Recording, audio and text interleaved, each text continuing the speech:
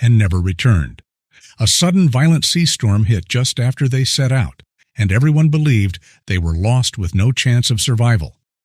But 8 months later, a fisherman spots something strange out at sea, a shocking discovery that changes everything. The small maritime town of Grayshore had always been defined by its relationship with the sea. The rhythmic crash of waves against the rocky shore and the distant call of seagulls formed the backdrop to life there, constant, reliable, unchanging. But for Eli Wells, those sounds had transformed into painful reminders of what the ocean had taken from him. 8 months.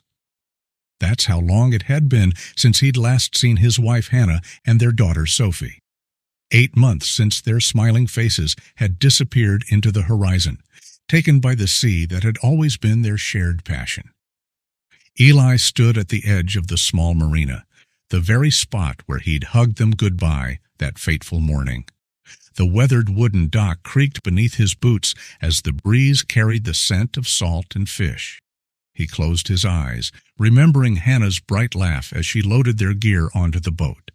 Sophie, all of 9 years old, had been bouncing with excitement, her blonde braids swinging as she showed off her child-sized fishing rod, the one Eli had given her for her birthday just weeks earlier. "You sure you can't come, Daddy?" Sophie had asked, her blue eyes wide with disappointment. "I promised Mr. Carson I'd help fix his boat today, sweetheart," he'd explained, ruffling her hair. "But you'll have fun with Mom. She'll show you that spot where she caught that monster bass last summer." Hannah had smiled at him, her experienced hands checking their supplies one last time. "Don't worry, we'll bring back dinner." "Be back before the storm hits," he'd called as their boat pulled away. The weather report had mentioned possible afternoon showers, nothing serious. How quickly that had changed. Now Eli pulled his jacket tighter as a gust of wind cut through him. He came here often, to this exact spot, as if standing here might somehow bring them back to him. The search had been exhaustive. The Coast Guard, local fishermen, volunteer divers. They'd all spent days, then weeks, combing the waters. The storm that day had been unprecedented, forming quickly and hitting with a violence that had shocked even the most seasoned sailors in Grayshore. 3 days after their disappearance, pieces of their fishing boat had washed ashore along with some of their belongings. Hannah's waterproof backpack, Sophie's favorite fishing hat, with the cartoon fish stitched onto the front, a plastic water bottle with Sophie's name written in permanent marker. The authorities had concluded what seemed obvious. The boat had capsized in the storm, and Hannah and Sophie had been lost to the sea. But Eli had refused to accept it. He'd organized additional searches, focusing on Sealbone Island, the closest wooded, uninhabited island about 15 miles offshore. Teenagers from Grayshore sometimes ventured there for bonfires and dares, but it was largely untouched. If Hannah and Sophie had somehow made it to shore there?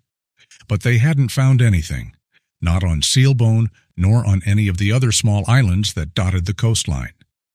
Eventually, the official search had been called off, but Eli continued. Every weekend, weather permitting, he would take his boat out to dive in different areas, expanding his search perimeter each time, refusing to give up hope. This morning was no different. Eli had loaded his diving equipment onto his boat, ready for another search. He knew what people said behind his back, that he was in denial, that he needed to accept the truth and begin to heal. But how could he move on without certainty, without closure? As he prepared to cast off, his phone rang. The screen displayed Grayshore Police. His heart leapt to his throat as he answered. "Mr. Wells, this is Officer Reynolds." "Yes, I'm here," Eli said, his voice tight. "We need you to come to the station right away. There's been a development in your family's case." Eli's hand tightened on the phone. "What kind of development?" "A local fisherman came in with information. He believes he may have seen, well, it's better if we discuss this in person." "I'm at the marina now. I was just about to head out for my weekly search." "We'll wait for you here. The fisherman's with us." After hanging up, Eli quickly unloaded his equipment back into his car. His hands shook as he changed from his wetsuit back into regular clothes. Could this be it? The breakthrough he'd been praying for? He tried to temper his hope. There had been false leads before, well-meaning reports that had led nowhere but deeper disappointment. The drive to the Coastal State Police outpost took less than 10 minutes. The small building, staffed by no more than 5 officers who handled everything from minor disputes to the occasional drunk boater, was the heart of law enforcement in Grayshore. Officer Reynolds met him at the entrance. "Thank you for coming so quickly, Mr. Wells." "What's happening?" Eli asked, unable to wait any longer. "Come this way." Reynolds led him to a small meeting room where another officer sat with a man Eli recognized as a local fisherman. He'd seen him around the harbor but didn't know him personally. "Mr. Wells, this is Tomas Herrera," Officer Reynolds said. "He came in this morning with information that might be relevant to your family's case." The fisherman stood and extended a weathered hand. "I wish we were meeting under better circumstances, Mr. Wells." Eli shook his hand, studying the man's face. "What did you see?" Tomas shifted uncomfortably in his seat as they all sat down. "I was out early this morning, crossing over to Wolf Island. I ferry preserved seafood and mechanical parts to the Marine Research Station there every few days." Eli nodded, familiar with the isolated station on one of the larger islands in the chain. "On my return route, I cut across the old shipping lane near the decommissioned Wolf Rock Lighthouse. Saves about 40 minutes. Tomas paused, seeming to choose his words carefully. "It was foggy this morning. Visibility was poor, but as I passed the lighthouse, I thought I saw a young girl standing on the dock outside the lighthouse. She was waving at me." Eli's heart pounded in his chest. "A girl? How old?" "Young. Maybe 8 or 9. It was hard to tell in the fog, but something about her seemed familiar." Tomas leaned forward. "It wasn't until I got back to the harbor and saw one of the missing person flyers, the ones with your daughter's picture, that it clicked. The girl I saw looked very similar to your daughter," Officer Reynolds interjected. "Mr. Herrera wasn't completely certain, which is why he came to us rather than contacting you directly. The lighthouse is about 10 miles offshore of Wolf Island, and there are stories about it." "Stories?" Eli asked. "Just local superstition," Tomas said quickly. "Some say it's haunted. That's partly why I didn't stop to investigate. That, and the fog was thick. I figured if there really was a child there, there must be an adult as well. Might be the lighthouse keeper's daughter. But when I saw the flyer again, I thought it was my duty to report what I saw." Eli turned to Officer Reynolds. "The lighthouse is still operational?" "Not officially, no. It was decommissioned years ago and sold to a private owner." He consulted some notes in front of him. "A man named Malcolm Vire purchased it about 22 years ago. He's listed as maintaining it for historical preservation purposes." "Do you have contact information for this Vire?" Eli asked, trying to keep the urgency from his voice. Officer Reynolds nodded and reached for the phone on the table. "We have a number here, but it may be outdated." He dialed and waited, then frowned. "No dial tone." "The number appears to be disconnected." Eli stood up. "We need to check the lighthouse, if there's any chance at all." "Now, Mr. Wells," Officer Reynolds began, but Tomas interrupted. "The weather's clear today. I could lead a boat out there." Officer Reynolds looked between the two men, then sighed. "I'll get authorization for a patrol boat. If there's really a child there, we need to check it out. Ghosts or no ghosts." As the officer stepped out to make arrangements, Eli turned to Tomas. "Thank you for coming forward." The fisherman nodded solemnly. "I hope it leads to something good for you, Mr. Wells. I truly do." Within the hour, Eli found himself on a patrol boat with Tomas and 2 officers heading toward the Wolf Rock Lighthouse. As they left the harbor, Eli couldn't help but stare at the horizon, where the silhouette of the lighthouse would later appear. After 8 months of searching, could the answer have been hiding in plain sight all along, in a supposedly abandoned lighthouse? He tried to temper his hope, but as the boat cut through the waves, Eli felt something he hadn't felt in a long time: the possibility that this nightmare might finally be ending. The patrol boat approached the Wolf Rock Lighthouse just after noon. The structure rose dramatically from a rocky outcropping in the ocean, a stark gray column against the blue sky. Built in 1911, it had weathered countless storms, standing as a sentinel for mariners for over a century before being decommissioned. As they drew closer, Eli's eyes were immediately drawn to a small, destroyed wooden boat pulled up on the rocks near the lighthouse dock.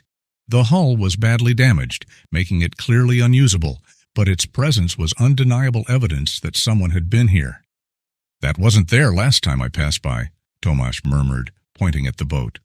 Officer Carter, the more senior of the two police officers, steered their boat alongside the small concrete dock and secured it. "Everyone stay alert. We don't know what we're walking into here." The four men disembarked, the concrete dock solid but weathered beneath their feet. Eli found himself holding his breath as they approached the lighthouse door. Officer Carter knocked firmly on the metal door, the sound echoing across the water. "Police, is anyone inside?" he called out. Silence answered them. After several more attempts with no response, Carter tried the door handle, but it was locked. "The girl I saw was outside, on this dock," Tomasz said, pointing to where they stood.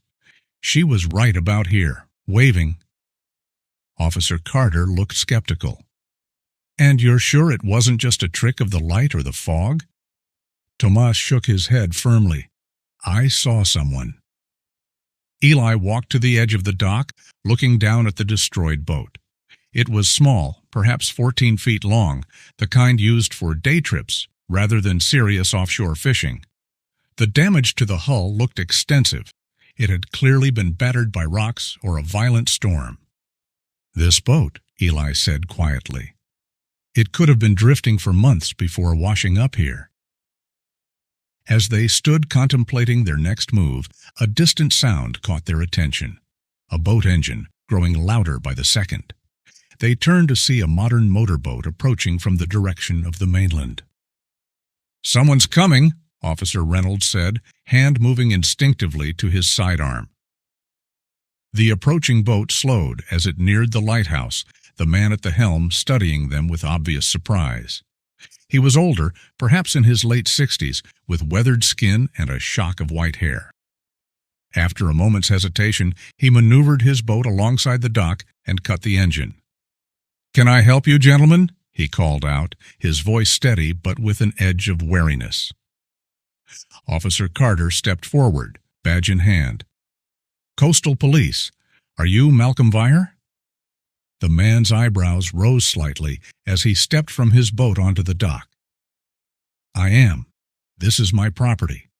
What brings police all the way out here?"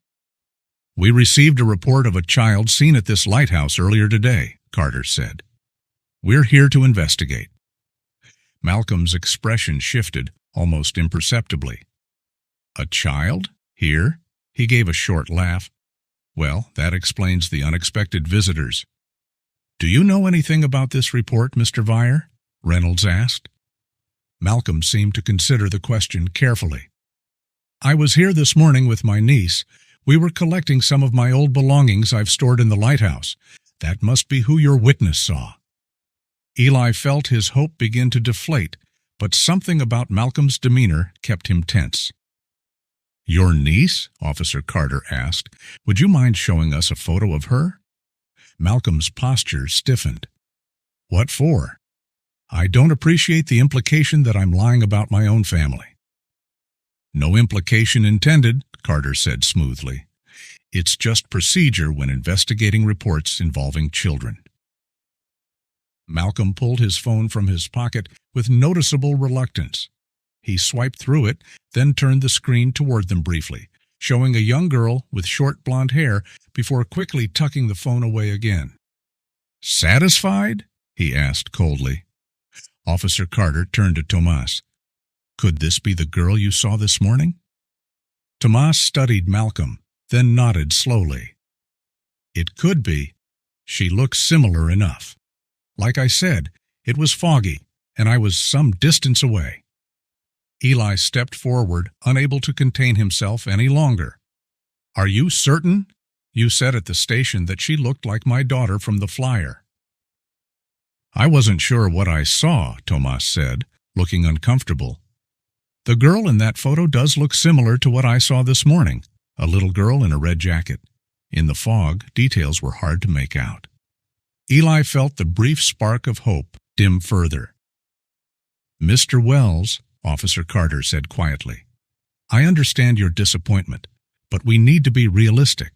The odds of your daughter being here alone in this lighthouse after all this time. Eli nodded mechanically, trying to process the crushing weight of another dead end. Malcolm watched this exchange with a flat expression. Is this what this is about? You thought my niece was this man's missing daughter? His tone had a defensive edge. I'm sorry for your loss, sir, but you're not taking my niece from me. No one is trying to take anyone, Officer Reynolds assured him. We're just following up on a report. Malcolm relaxed slightly, but his eyes remained wary. Mr. Vire, Carter said, since we've come all this way, would you mind if we have a look inside the lighthouse?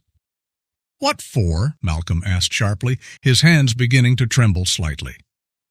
Just to be thorough. We're already here, after all.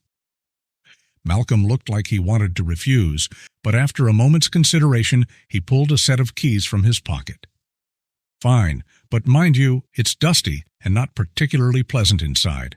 I only use it for storage these days. As Malcolm unlocked the door, Eli noticed the tremor in his hands had intensified. The heavy metal door swung open with a protesting creak, revealing a sparse interior illuminated by light streaming through salt-crusted windows. The lighthouse was simple in its layout, a small living area at the base with basic furniture, a spiral staircase winding upward to the lantern room, and a door that presumably led to a storm cellar beneath. Feel free to look around, Malcolm said tersely, but please don't disturb my belongings. Tomas announced he would wait outside, finding the narrow confines of the lighthouse uncomfortable. Eli, the two officers, and Malcolm stepped inside. The interior smelled of dampness and disuse. A layer of dust covered most surfaces, though Eli noticed some areas appeared to have been recently disturbed. "What's down there?" Officer Carter asked, pointing to the storm cellar door. "Storage," Malcolm replied. "Old equipment, furniture, personal items I don't have room for elsewhere." "Mind if we take a look?" Malcolm's jaw tightened, but he moved to the door and unlocked it. "If you insist." The storm cellar was dimly lit by a single bulb that Malcolm switched on as they descended the short staircase. The space was crowded with various items, fishing equipment, old furniture, boxes, and several items covered with tarps. Eli noticed immediately how Malcolm positioned himself in front of an old wooden cabinet against the far wall. The positioning seemed deliberate, protective. "What's in the cabinet?" Eli asked, unable to stop himself. "Just more of the same," Malcolm said dismissively. "Personal belongings, remnants from my previous life, family mementos. Nothing of interest to anyone but me." Officer Carter surveyed the room with a professional eye, but seemed to find nothing immediately suspicious. "I think we've seen enough, Mr. Vire. Thank you for your cooperation." Malcolm nodded curtly and moved toward the door to usher them out. As he stepped away from the cabinet, Eli's eye caught something through a gap in the broken cabinet door, a pale-colored hat that looked strikingly familiar. His gaze shifted to the corner of the room